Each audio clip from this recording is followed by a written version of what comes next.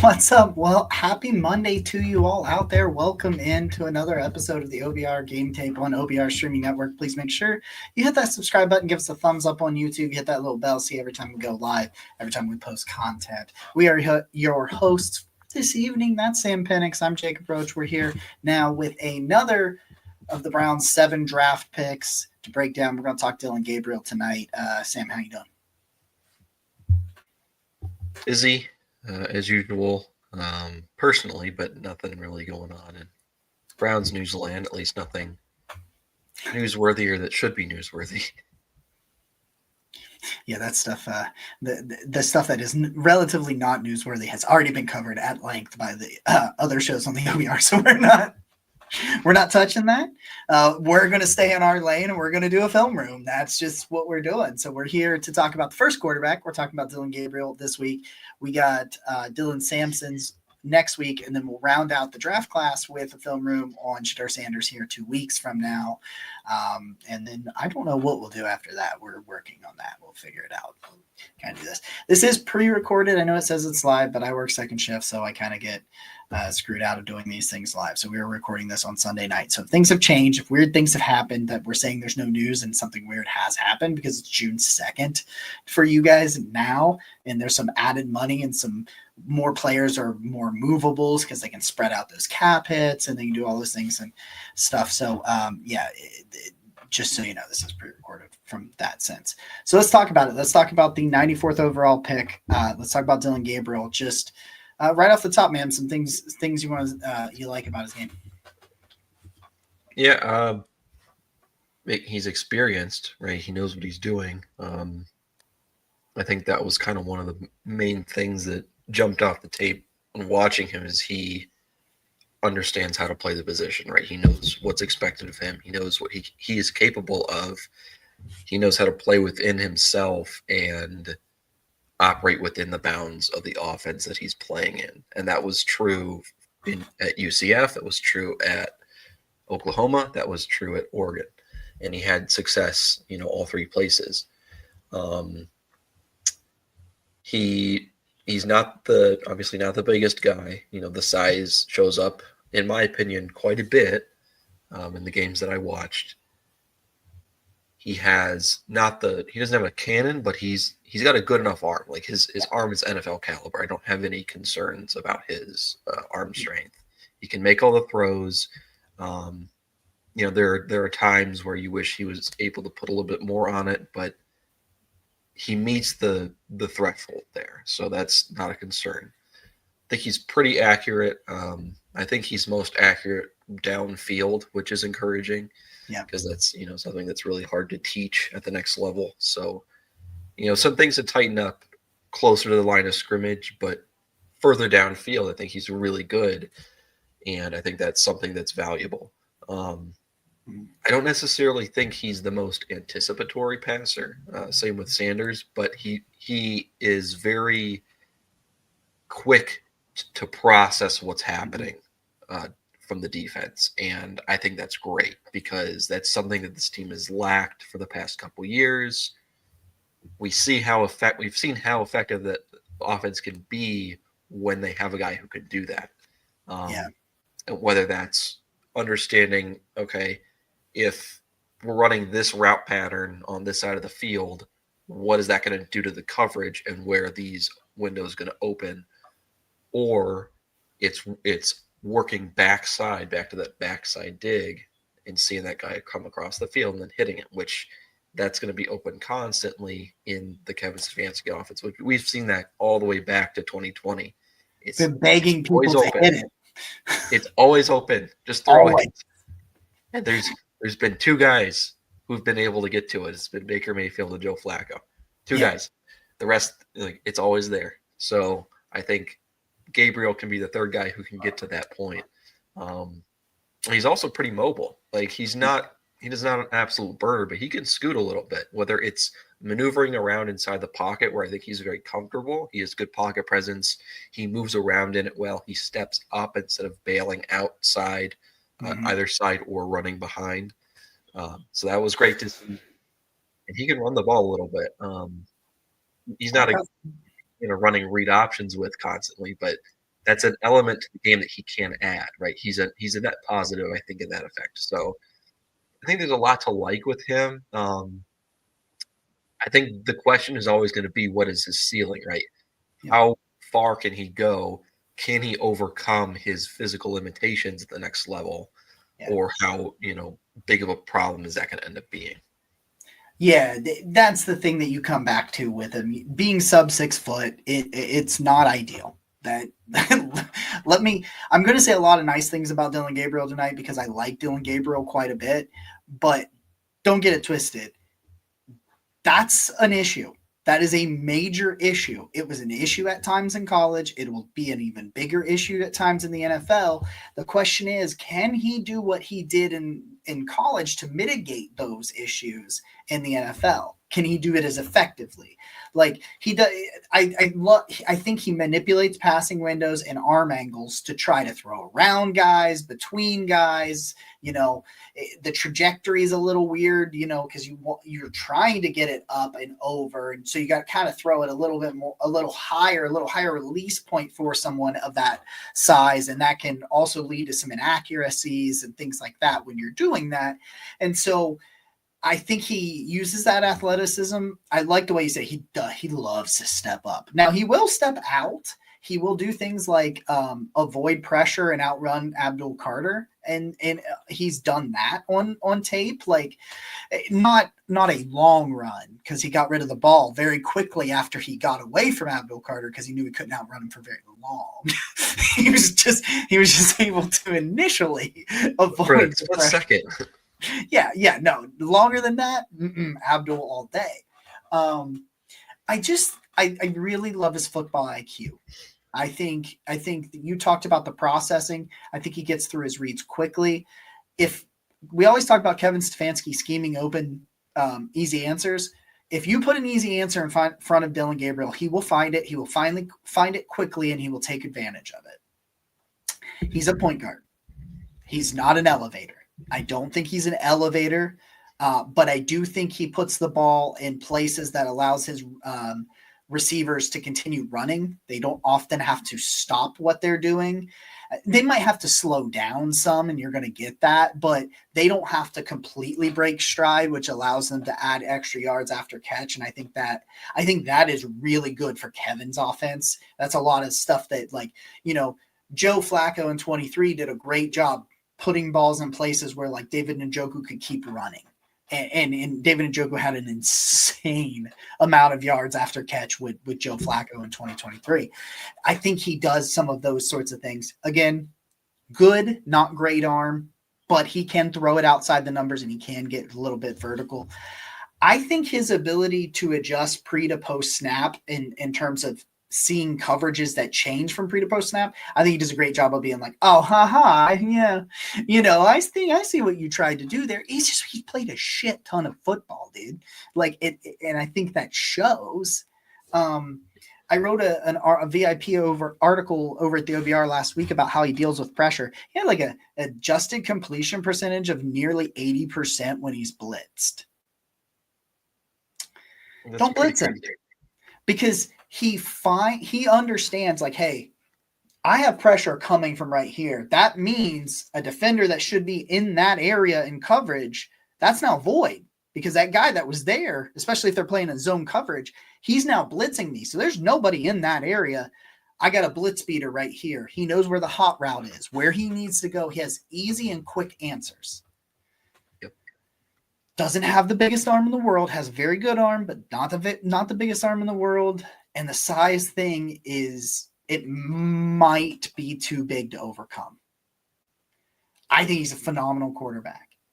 And I just wish he was a little bit bigger because a lot of those issues because he's a good athlete. I think he's an underrated athlete. And so he's able to mitigate it. But he's not Kyler Murray athlete. And he doesn't quite have the arm Kyler Murray has. But if I was looking for a prototypical Kevin Stefanski quarterback that I think could run Kevin's offense for 10 years, you would say it's Dillon Gabriel if he was 6'2". So can he do it at 5'10"? Because if he's a 6'2", I think he's he's just such a great distributor, and just like he doesn't put the ball in harm's way, and he understands where the quick reads are and where the blitzers are coming, and all that. It's just, there's so much up top, and the ball placement is great. I think if he was just that size is a very, very big concern. But I've got some plays to show you, some of the way he mitigates it with his athleticism, but also just like when he's able to deal with it, he can play really well. Can he mitigate that at the same rate that he did in college? I don't know. That's going to be the biggest question. That's my biggest concern. I don't really have other concerns. I understand the arm's not the strongest, whatever, things like that. But like, I really don't have many negatives outside of like the size, but the size is just, it's real bad. It's bad. It's bad. All right, man. We'll put you in the hot seat. Take it away. You got both Ohio State games. Is that correct? Yes. So okay. The drubbing on, Ohio State didn't get drubbed the first game, but the game that Ohio State should have won, and then the game that Ohio State actually won. So I think there's a good mix of things here because they're two completely different situations that Gabriel is in. Like the first game was pretty back and forth for the most part, like fantastic football game. And then the next game, they just got the doors blown off and they never had a chance. So it's a little bit difficult to find takeaways from a situation like that. Cause like, what are you supposed to do? Your defense wasn't stopping anything. Offense couldn't do a single thing, but there's still some things to zero in on and say, here's something that he did. How does this translate to the next level? So starting off with a play from the first Ohio State game, I think this is an example of his arm strength. So here he's not going to be able to step into his throw, but he's still going to get the ball where it needed to go with a decent amount of zip. Like that's all arm, and it got there pretty quickly. So again, like I don't have any concerns over his arm strength at the next level. I didn't see anything, watching his tape where I'm like, I don't know if this is going to work. I did see that with Shedeur Sanders, and I still have serious concerns about how his arm strength is going to translate if he's not able to add some zip to it. But I don't have that concern with Gabriel, and I think that's one of the reasons why projecting these two guys is really interesting, because Sanders does have some ability that Gabriel just doesn't have. Size is part of that, but Gabriel also has some things that Sanders doesn't have. And if we're going on, what are the important traits for the Kevin Stefanski offense? Like you're saying, it's the ability to mentally process what's happening post snap, understanding where your answers are, and then have the arm strength to get it there. So I think all three of those things Gabriel does very well. And again, I think that's why they liked him, because you can see the translation from what he did well in college to what the Browns like to do at quarterback. And you can see a way where that can work, even if it's just as a long-term backup. I think that's still valuable. So, and you'll see that more, as we keep going here. So I just want to, just real quick, it's just because of something you said there that I kind of wanted to touch on. Do you think his floor in terms of being a high-end backup is high? Like, I feel like the chances of him being in the league for a decade as a backup are good. I would be surprised if he flamed out of the league early on. I think he, like we're saying, physical talent aside from height, it meets all those thresholds. Yeah. He can do everything that you need him to do, and he's very smart and experienced. Like that's a good combination of things. And I think, I'd be surprised if he weren't the long-term backup here, personally. I think if I had to, you think he could be chased make a statement today, I would feel much more comfortable about him being on the roster long-term than Sanders, even though a lot of people would, maybe feel like that's crazy. But based on what I've seen on tape, I think his game translates, and I can see a role for him long-term for this team whether or not he's the starter. I think he could have like one of those Chase Daniel careers where he gets paid like pretty good money, considering I think there's a role for him as a starter, but I can easily see a world where he starts 30 games over 10 years and makes like $60 million as a backup quarterback. Like, Yep. Okay, sorry, continue. Well, and this front office has not been afraid to invest pretty heavily in the backup quarterback. Like, remember, what they signed Case Keenum to? Like a pretty decent chunk of change for a guy who you cross your fingers never sees the field. Just because it's that comfort level of, oh crap, if we do actually have to, go to this guy, okay, we're fine. Like, we're going to be okay for a couple of weeks because he can do it. I feel like they gave him like $18 million. It was something like really surprising. Like, what? Why did they do that? And, it didn't really end up being a very good investment, but yeah, they tried. I'd rather do something like this. Yeah. So this is one of his best throws of the season.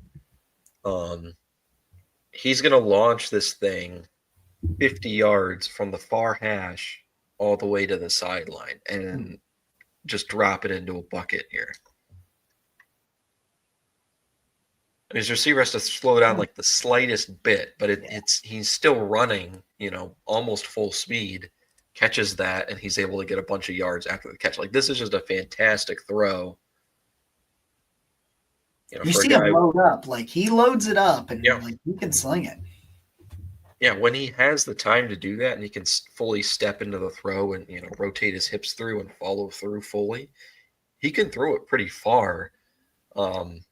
There's a throw later on in these clips where he does underthrow it and it leads to an incompletion because it bounces off Igbinosun's helmet. But those are more rare. I think overall he's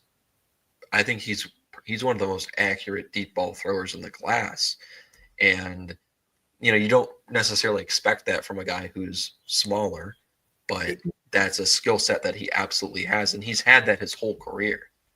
And I started this. I legitimately didn't realize that aspect. I started the season and I got late. This year's my first full year of summer scouting, so I'm gonna have much better overall rankings and charts and things from start to finish. But I went into last season just didn't even consider him draftable. I really didn't. And then I started watching some of the deep ball stuff, and I was like, I was falling into the bucket of, he's 5'10", there's no way he has the arm. And I was shocked by the arm. It's surprisingly good, and it's good at all levels of the field. So there's enough zip close and there's enough arm strength to get it deep. So again, he meets that threshold. I don't have any concerns with him there. I think he can make all the throws you need him to. So here's an example where he's reading the right side of the field. He doesn't really like his options. He might have, been able to throw this if, his receiver on the number 20 here is able to cut this ball or cut this route more inside. But he works back. It's the backside dig. That's an incomplete pass, but it's, again, process over results, and that's good process, right? He's doing what he needs to do. His eyes are where they're supposed to be, and then he makes it back to that backside dig, which, again, if he's seeing snaps in Cleveland, that is going to be open constantly, and he's going to benefit from that. So do you think it would be nice to see that be thrown again, right? It's been a couple years now. Yeah. You think Kevin saw that clip and he's like, all right, that's it. Yeah. Get him here. Take him. Yep. It's probably not far off from what happened. Yeah. It's like the scene from Ratatouille where Ego eats the ratatouille and he transforms, goes back into his mind as a kid. Yeah. He sees that play and it takes him back to 2020 Baker Mayfield. He's like, I need that in my life again. Hot dog. So here's, I think this is the one that's underthrown here. So again, like this would have to be like a 60-yard, bomb here. So it doesn't quite get enough on this one, but I think 50 yards is probably kind of where that cap is maybe on him right now, where anything over that, there might be a little bit of a underthrown. The guy has to slow up a little bit, turn around. But I think 50 and under, he's going to be just fine. Here's a play that highlights his athleticism, like the Lathan Ransom, right? So he's carving this defense up. Ohio State's got plenty of NFL athletes, so if you can do that against the Buckeyes, you're probably a pretty decent NFL athlete for quarterback. Here's another play where you can actively see his eyes working through his progressions. So he's something that one of my favorite things about him is that he likes to go after the big play. Like he likes to try and see if the deeper routes on the play are open, but he rarely forces that. So if those routes aren't open, he will work back closer to the line of scrimmage and he'll find that open option, like on this play. So he's waiting, he's reading the coverage, because obviously his receivers aren't there yet because the ball's just snapped. So he's reading the coverage, understanding what's going to be open and what's not, and then based on what the coverage is doing, he understands, all right, I need to get back to my underneath drag here. And he hits that again for is it the most perfectly placed ball? No, but his receiver doesn't have to turn around or stop, and he's able to get a lot of yards after the catch here. Yep. That's an ability. I don't think he's pinpoint accurate. There are some plays that are, some throws that are fantastic. I don't think he's consistently pinpoint accurate, but he's accurate enough to where it's not a negative, right? Yeah. He's instead of, 100th, 99th percentile accuracy on this throw, it's like 80th, right? So it's perfectly fine. And if you're able to do that consistently, I am more than happy to live with that, because you're getting those extra 2, 3, 4 yards a play. And that's very valuable, especially in, like you said, the offense that the Browns run. And you add in some of the personnel, David Njoku, we talked about Harold Fannin and what he does after the catch. We talked about that last week, and Jerry Jeudy. Like he's in a system where his biggest options in the pass game thrive in that situation where you're giving them the opportunity to run with the ball. Exactly. Yep. So here's another example of him working through progressions. So he waits. He's looking up here, at the top of your screen to see if he can hit one of these routes. Doesn't want to force it, comes back to his underneath option here. And he does this consistently on tape. And it's such a breath of fresh air to see a quarterback doing that. To not doing this. Because his turnover-worthy play rate is so low because he doesn't make mistakes. Now you'll see in a couple of clips here where he makes some turnover-worthy plays, and I don't think it's because he's making a bad decision or because he's forcing the ball. It's because he literally can't see the defender, and that goes into the concerns about his height. But from the tape that I've watched, his decision making is excellent because he understands coverages, he understands transitions, he understands rotations, he understands all these things that the defense is trying to throw at him and how to attack that and how best to protect the ball. He's very good at doing that, and he does that while not being timid.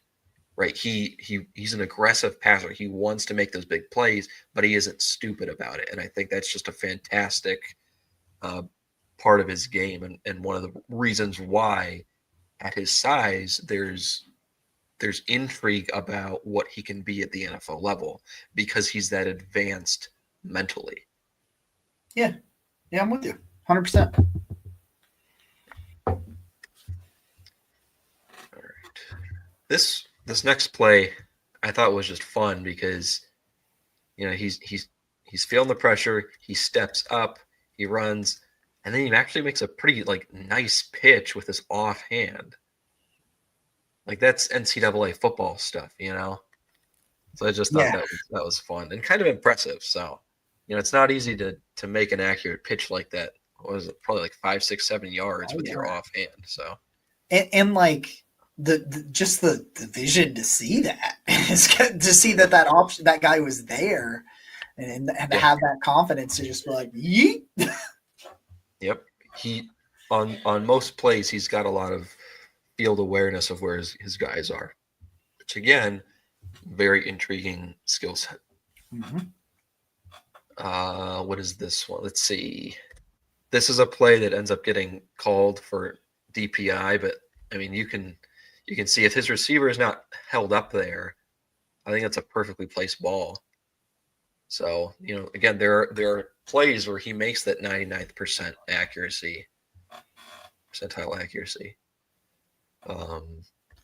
This is a play where right. But I would also argue that his downfield accuracy is better than Shadur. So, give and take. But again, these guys are rookies, so hopefully they're going to be able to develop and improve on some of these, areas where they're not fantastic yet. So that's the hope. This is a play that shows his ability to hang in the pocket with pressure. I think there's a lot of quarterbacks, especially, coming out, who feel this, and how many guys? 1, 2, 3, 4, 5, 6 rushers here, and they'll, bail out to whichever side they're more comfortable with. But he stays in there,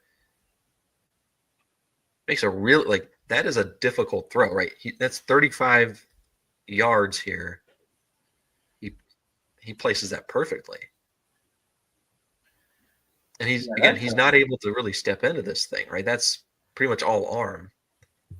Yeah. It's just really nice. And that's the stuff, again, he can do that. So there's just a lot of fun things with this tape. I wish he was 6'2" more than anything. Yep. Again, can't really step into it. He has to, like you said, adjust his arm angle to where he's pretty much releasing vertically, completely overhead. This looks like Peyton Manning release, and it does. Yeah, it gets there, right? There's enough arm strength there.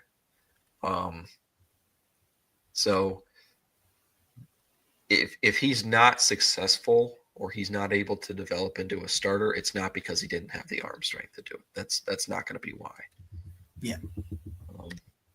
This is another snap that shows his mobility. So he was it Styles off the edge here. I think it is. Yeah, 6 moves around. So he can do that, and those are NFL caliber athletes too that he's doing that against. So that's going to translate. Here's some more pocket movement, and I really like his pocket presence and his movement ability in the pocket. It's just really impressive because not only does he have the awareness to feel pressure, he has the understanding to not bail out of the pocket usually. He can step up in it, and he can move around, loop back around inside the pocket. And he does this all while keeping his eyes upfield looking to throw. And he finds those open receivers in the scramble drill quite often. Yeah. So that's another, I think, a big result of having so much experience, because he's been in those situations so often. He understands how that works and what he needs to be able to do to make a play. So here's another pocket movement, and then he finds his guy on the sideline, toe tap, very nicely placed ball. And again, I think that's going to translate. You're going to see that in the NFL. So here is a play that I think showcases the biggest concern with him is he's short, right? He cannot see over top the line, the line of massive humans in front of him. The way that you mitigate that, tippy toes, get up on your tippy toes and throw, move, find those throwing lanes. That was something that Baker Mayfield was really good at doing, was getting around in the pocket, finding the lanes where he can make that throw. Gabriel has the ability to manipulate his arm slot a little bit, and we saw that he could do it straight over the top, which I think is very beneficial because that enables him to get more height on the ball. Like you said before, that can lead to some inaccuracies because maybe you're not able to follow through as much, and you kind of have to let the ball go earlier, and it can maybe float a little bit, and that happens sometimes where it'll just be not catchable because it floated too much and he completely missed the guy. So that has to become more consistent. But this, I think, is going to happen because, again, it happened in college, almost certainly going to happen even more in the NFL. So he drops back here, and everything looks fine here. But I think right here, number 91 is the problem because he's right here in Gabriel's throwing lane. So Gabriel makes what again, it gets tipped, so you can't really say, all right, this is accurate throw or not. But something also is interesting was, I don't remember, let me pull this up. Overall on the season, he didn't have a crazy amount of batted passes at the line of scrimmage. Nine in total. Yeah. But he had six of those 9 came in his last 2 games against Penn State and against Ohio State. Yeah. So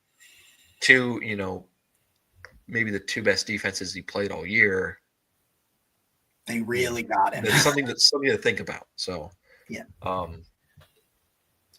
So anyways, back to the play. Caleb Downs is right there, and I think he's in position to undercut that route, or at the very least, lay a big hit on the tight end. And I just don't think that Gabriel saw it.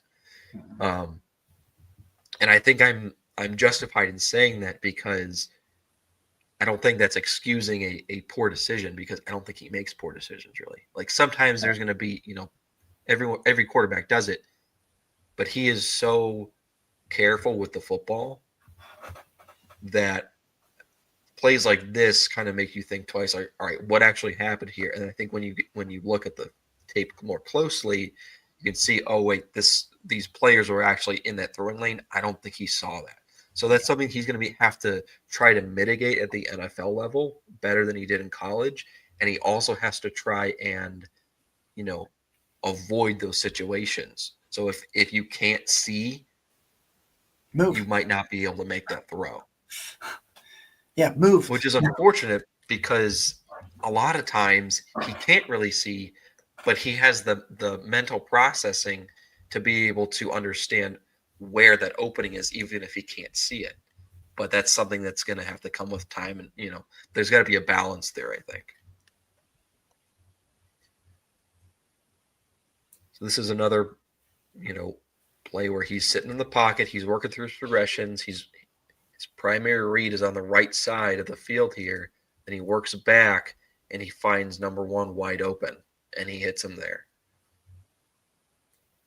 And it's great. That's good quarterback play. And he does that constantly where he's working one side of the field, nothing there. He gets his eyes over and he finds his option and he makes the throw. And that's what you're going to have to do at the NFL level. And he's already very adept at doing that. So here's a deep out to the bottom of the field. These are the kinds of throws that you just don't see from Shadur Sanders. Now, is that a schematic thing that Colorado just didn't run deep outs, or is that a lack of arm strength thing? Who's to say? I'm kind of the opinion that it might be due to lack of arm strength. That's not the case with Gabriel. He can make those throws like that's the timing and the placement on that is perfect. So you really can't do it much better than that. And I think he's going to be able to do that in the pros. So here's a snap that showcases, we're talking about the mental side of things being really good, but there are sometimes, he's not a perfect player. There's no such thing. These kinds of things are going to happen. So he ends up getting pressured here, flushed out to his right, but his running back is wide open here. So this is where he needs to get his eyes backside and just dump it off because his answer is right there. But he doesn't. He ends up running out to his left, forces this throw that downs, undercuts, and drops. I feel like Caleb Downs has to lead the country in dropped interceptions just from playing Oregon because he did it 3 times where he had the ball and he just didn't pull it in. So he did, he's undercutting these routes. He's a fun player. Oh, I've started some of I've done wide receivers. I'm doing tackles for the 26 draft and putting some stuff out there right now. And it's just, I know that at some point I get to scout him again because at some point in the summer I'm going to watch that tape and I just get excited thinking about it. Yeah. I watched him, his Alabama tape after he transferred to Ohio State. That was fantastic, and then he was even better. So he's a special talent for sure. All right, what is next here? So this is a play where he did find his answer. So yeah, there's the running back wide open, and a nice little gain on a play. He's completely surrounded here. Has to make a guy miss to even get it off. Yep. Again, that's something he can do. So this is a really nice throw. So he's waiting in the pocket. He's waiting. He's not hurried by this pressure behind him, even though a lot of quarterbacks I think would, because that's a scary position to be in where you've got, that's Jack Sawyer, right? So he's looping around backside. That's a potential strip sack situation. Yeah. Gabriel, he just takes a few steps up. He's patient. He's calm. He times this throw really well because he's letting go of this ball right as number 7 is making his break and going into that big window there. Accurate throw protects him from the defenders around him. That's not a low throw, right? Yeah, that's a well-placed ball that's perfectly catchable. It's a completion, and that's the goal. It's not to get any yak here because I don't think there's really an opportunity because you got 2 guys closing, so you got to protect your players. I think for the most part he does that. There's a couple plays where he doesn't. UCLA is an example where Ferguson got his head taken off by the one guy because he tried to force that ball, but for the most part, Gabriel is very good at doing that. Here's another play where I don't think he sees the defender. So I'm thinking this tackle's in the way because he throws it right to Cody Simon here, who drops it. But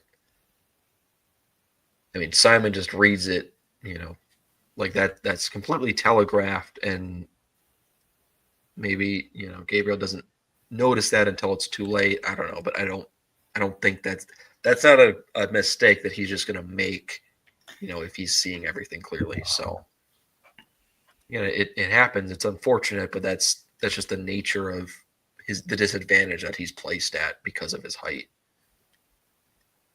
This is a nice throw that he makes on the run, even though he's running to his offside. He can make that throw.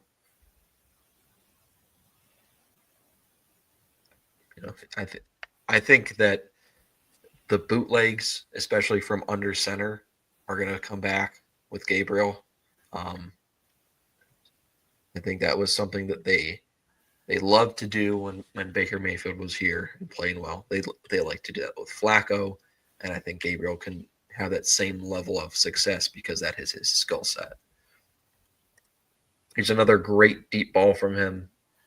He loads up, makes that throw. I mean, this one I think is even better placed because it's not as far of a throw, but like you can't do much better than that. Like that's He just doesn't break fantastic. stride.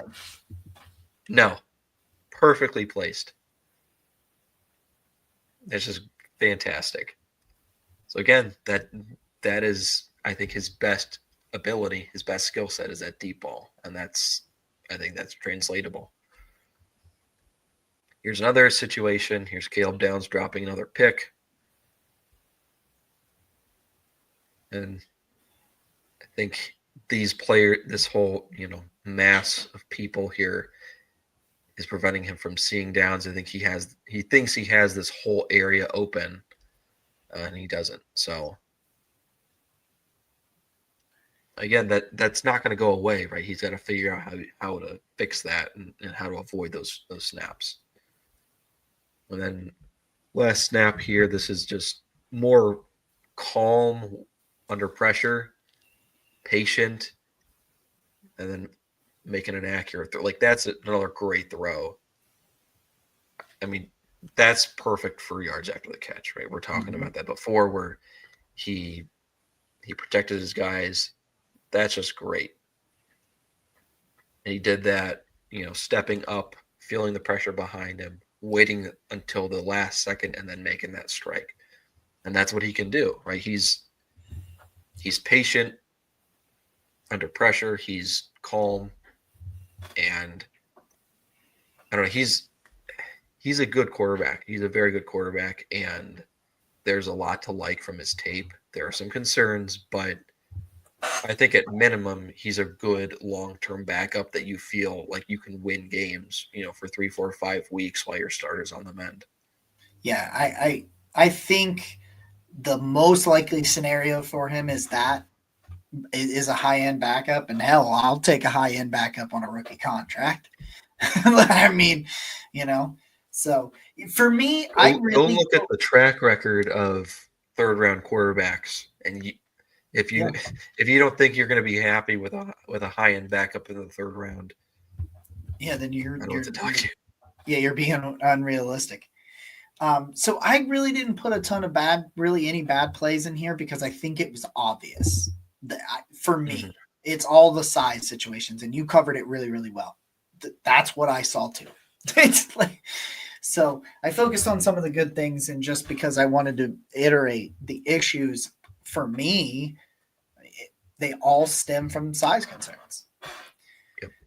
So we start this here, Oregon State, sorry.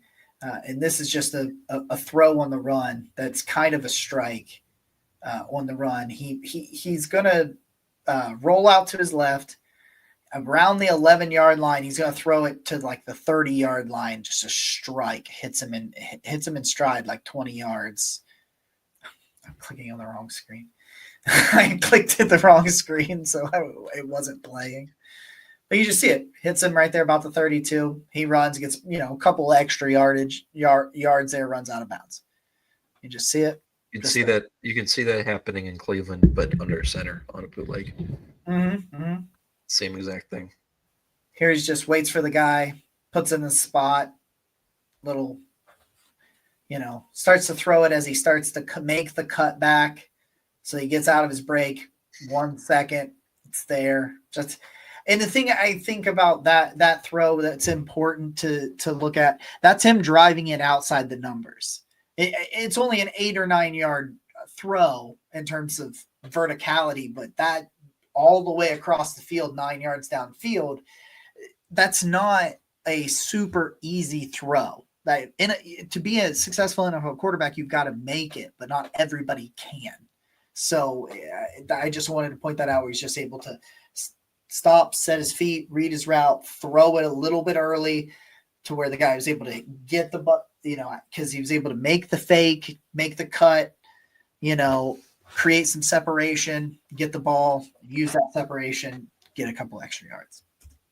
And if those throws to far outside the numbers, if that's not perfectly timed and it doesn't have enough zip on it, that is a pick six every single time.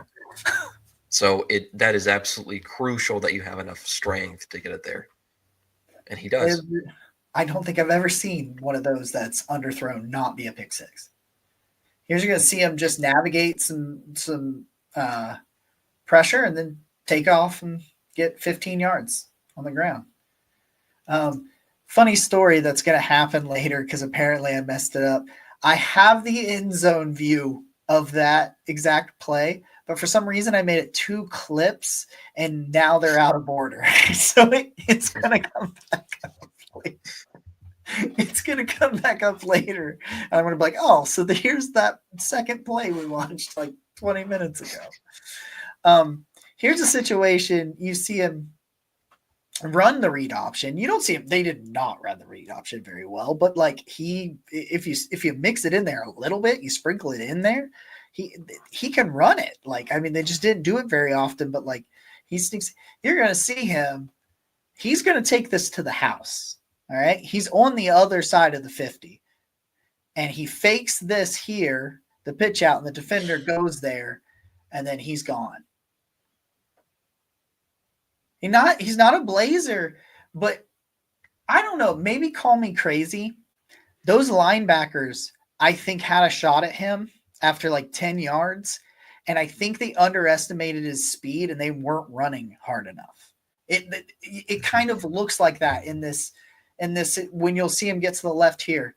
Watch these linebackers right there, just kind of, like, especially number 17. He thought 25 was going to have him no problem. He takes it 55 yards to the house. So, like, there's some wheels there. There's some wheels to create dynamic plays.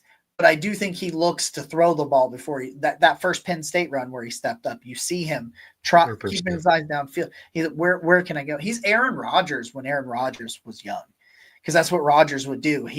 Eyes are always downfield. Yeah, okay, I'll go pick up 6 yards.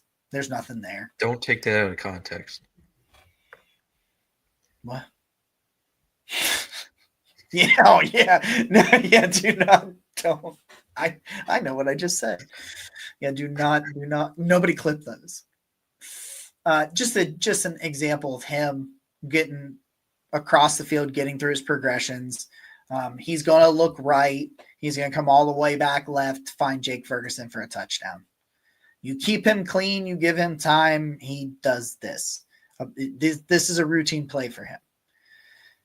All the way to the right, come all the way back, zip it in there, a tight window throw for a touchdown. Here's an example here of him. I believe Abdul Carter's here, but you've got 3 pass rushers that have him. They have him here. And he's able to get out and manipulate that arm angle just enough where he's able to drop it down to get it around the defender. Ends up being like a 6-7 yard gain here. And he's pushed back because you talked about it with the way he scrambles. He does not go back often. He wants to go up and he wants to go side to side. He does have to go back a bit here, which he is not comfortable. Like, that's not where he wants to be. But like, the pressure gets on him and it gets on him in a hurry. And he's got to go back, 6-7 yards. And he can still, that's a dart. That is a dart to the outside. He's 6-7 yards back and he darts it. Another example, runs away from Abdul Carter, finds a guy in the middle of the field for a huge gain. Keeps his eyes downfield. Oh, then it turns out to be a touchdown. Because of the ability to extend the plays, but keeping his eyes downfield. Keeping him downfield. And you'll see it. There's number 11 on the left, Abdul Carter. He's the one that he avoids to do this. Ooh, just enough. Keeps his eyes downfield. He threw it back across his body a little bit there on that throw too. There's just another tight window. Drives the ball. He can one of the biggest concerns about these quarterbacks that have these size deficiencies, that you're worried about the height, is the middle of the field, because that's where it's the most muddy. That's where it's going to be really muddy. You're going to get 3 offensive linemen there. at all times. You know what I mean? Like they're in that area.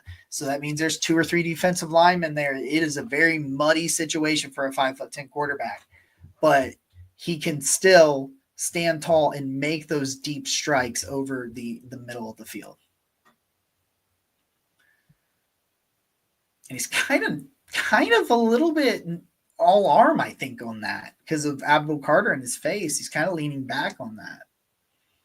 Yep. You'll see him just climb across the body. Perfect spot for his guy to keep going. Perfect spot here. These are the throws where he's able to climb the pocket and then waits. He's like, he knows that guy's going to come open. He's got to extend it just a little bit longer. Comes up, climbs, right in stride. Never breaks stride. Same here. Never breaks his stride. Just another example. Stand tall, drive it over the middle of the field, put it in a place that allows your playmaker to keep going. And what was that 10, 15 yards after catch in that situation? I mean, there was a noticeable amount of yardage picked up because of the placement. And I wouldn't even have called it perfect placement, but it was pretty good placement. As you said, maybe not 99th percentile, but maybe 80th percentile, and that is a world I can live in. Here's another. Extends the play, throws it back across the back of the end zone. Just floats out. No. Oh, hey, I like that. There we go. I like that. Here's the play. Here's the play from before that we've already seen. That looks familiar. It's actually the better view too, because it shows what he does what he does that's special on this play. Oh my goodness. So he's gonna dodge there, create nope, that's not there. Bounces around. You can see I'm going to say hesitation, but hesitation I think has a negative context in this situation. He's hesitant to take off because he wants to make sure there's not a better option. But I don't mean hesitate because he's nervous. He just hey, if that guy is going to come open in the next half a second, I need to be ready to push the ball down there because it's there. Here's a throw with the guy this is a 99th percentile throw. Just throws it right over the shoulder. Look at this. Insane. That's crazy. Just dumps it right over the defender's shoulder. Here he goes hitting guys in stride again, and look what happens. That's a Jerry Jeudy pass right there. That looked like Jerry Jeudy. Don't you think? Kind of look like the way they like to use Jerry. I don't know. I can see that happening. And then just being a little loose and fluid, just some little here, little there. So that's Dillon Gabriel. High on him. Still thought he was probably overdrafted. Did you hear this? This is a true story. Former OBR, Mr. Jake Burns, had a conversation with Will Stein on his podcast, the OC at Oregon. He had a conversation with him. It was great. That was a really awesome conversation. I think Will Stein's got a head coaching career coming soon. He's just very intelligent. It's a very intelligent conversation. Apparently, they worked at. So Dillon Gabriel was the target all along. More has come out to confirm when they were in between that Jackson Dart and Shadur Sanders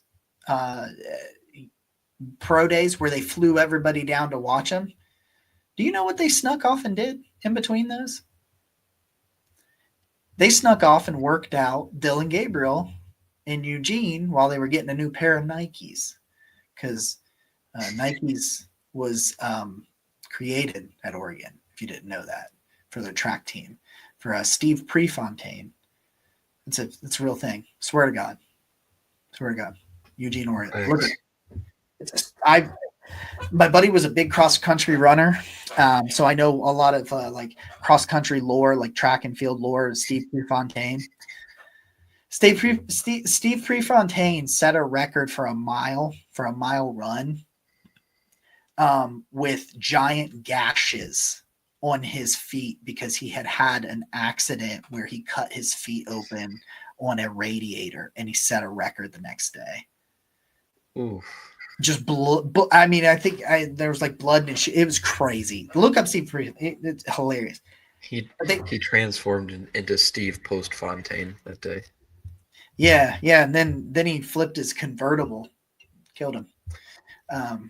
That's how he died. It's crazy. This is falling off the rails. So anyway, they snuck off and everybody was there. Haslam's included. Were out there working Dillon Gabriel out, and Dillon Gabriel, from 3 different people, I've heard it now. And Will Stein said it too. Dillon Gabriel predicted the Browns are taking me at 94. Like, said it to multiple people. He predicted it. So he was the guy all along, because I don't think they thought they were getting necessarily a bona fide franchise quarterback in the first round or early second. They didn't think they just didn't think that's what the class was. So they targeted this. Might as well get one of the 2 that you need then. And go back next year. Yeah, go back next year. Try to get the number 1 because you feel really good about having the number 2. Yep. Who I still think could get frisky and be a starter. I don't know. We'll see. Back with Dylan Sampson next week. Make sure you turn in tomorrow. Jeff Lloyd, Browns 3D at 6:00. The React with Pete Smith and Brad Ward, where they do all the media roundup for the Browns and the national media, so your lazy ass doesn't have to. I'm talking about me. Anyway, we will see you guys again next week.